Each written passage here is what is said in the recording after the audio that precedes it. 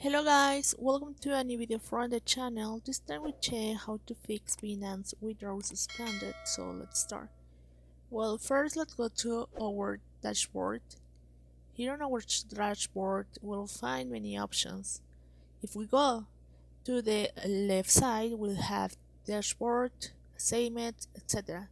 So we can find here everything that we need. Let's go to the product settings here. Just scroll down and let's go to withdrawal. As you can see here, my withdrawal is off and off, but I can enable it. How you can enable? In my case, I can enable it if I for example, verify my account.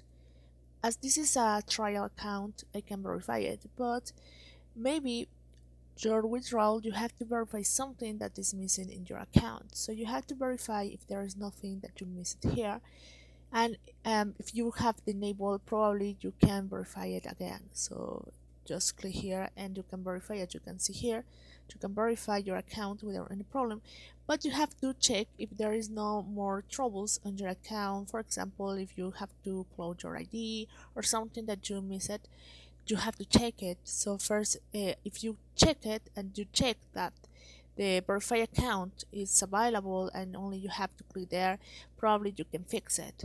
So that's how you can do it.